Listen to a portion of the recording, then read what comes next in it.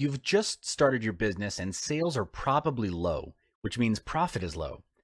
In this phase, you have two options. Either you grow the normal way or you scale fast. And to scale fast, you need to bootstrap. Bootstrapping means using existing resources to scale and grow the company instead of relying on external resources or money. This is beneficial to the business because bootstrapping forces you to think outside of the box and, in the end, realize there was no box to begin with. It's not the lack of resources that stops business owners from moving forward or innovating. It's the lack of resourcefulness that often gets them stuck. Bootstrapping is a situation in which entrepreneurs start a company with not much capital for their business, and bootstrapping is a way to ensure that that business has a positive cash flow.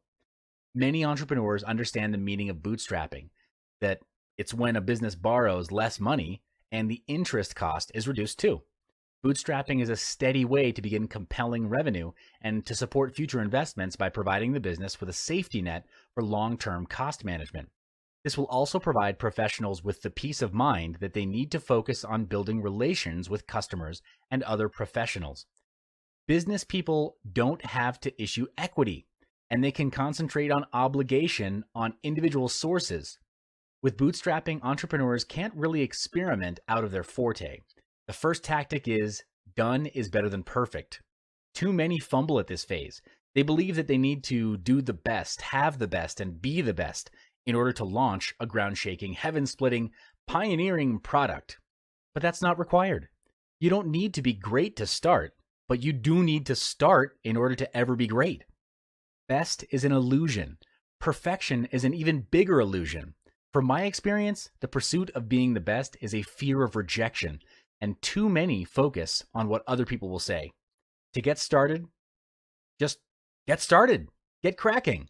Put a time frame and have the product launch within that time frame. In business, if your product is an innovative product, you want to launch it before your competitors leverage off the first mover advantage. This advantage captures the first slice of the market pie, and when done right, it can establish either your position in the market or theirs. Which one do you want? Being perfect will kill your business and your idea because the key insight is this: version 1 is better than version none. Let's continue talking about bootstrapping. If you've just started your business and sales are low, that means profit is low. In this module, you'll learn the second tactic that many entrepreneurs are not aware of at this phase. Tactic number 2 is to use what you have to its maximum ability. This translates into being resourceful. This tactic will save you hundreds and thousands of dollars in the long run, and trust me on this when I say it's worth the effort. Before starting my own business and managing a 7-figure company, I got my business experience from working in the largest fast-moving consumer goods company in the world. The company is now worth billions of dollars and has an annual target of one key business unit in the company of over 150 million US. Yes, it's big. Yes, it's huge, and the numbers are glorious, but I saw its Achilles heel. Its massive size was becoming its bane. There were too many processes. Staff turnover was high, and innovation was low. Our numbers were high, but actually we couldn't sustain it. Targets got higher, the market got more competitive, and the stress level of the company was getting more and more toxic. At some point, everyone was clouded with internal bottlenecks and putting out fires within internal departments. Smaller and newer competitors that came into the market were launching products faster than we could react or even innovate. And by the time we got the first campaign rolling to respond to our competitors' product launches, they had already launched product number 2. What was the difference? How could they launch at such speed? When we analyzed the situation, what I discovered was that because they were smaller, they could move and mobilize more quickly. They were being resourceful with what little they had, while we were dragging our feet. Don't make our mistake. In this module of Big Business Blueprint, you'll understand Tactic 3 as it refers to being innovative.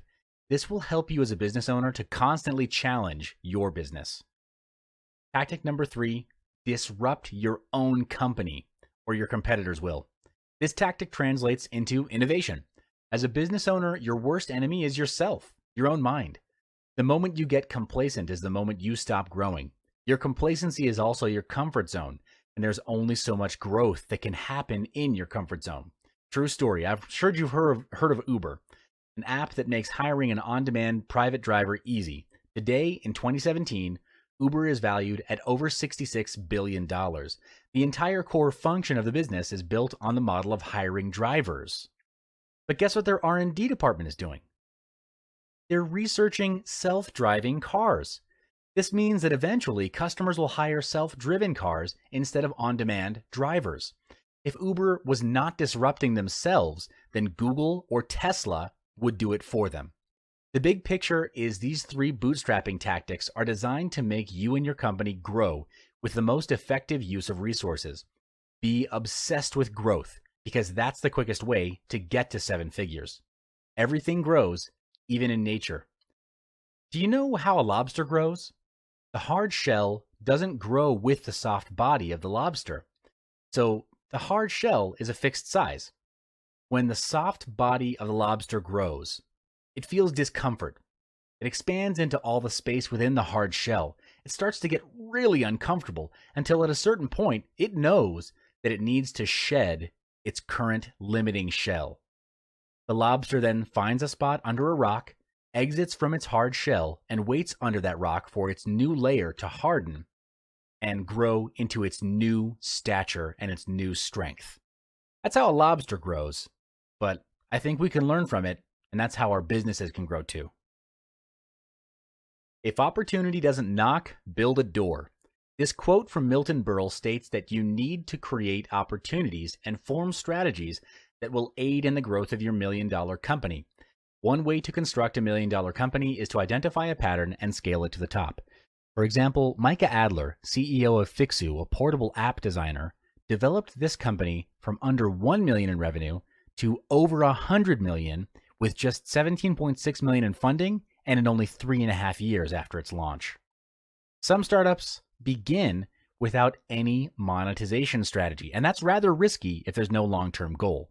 Twitter is an example of this phenomenon, but there are countless other companies out there building up their free user bases, hoping that inspiration and consequently financial stability will eventually strike along the way.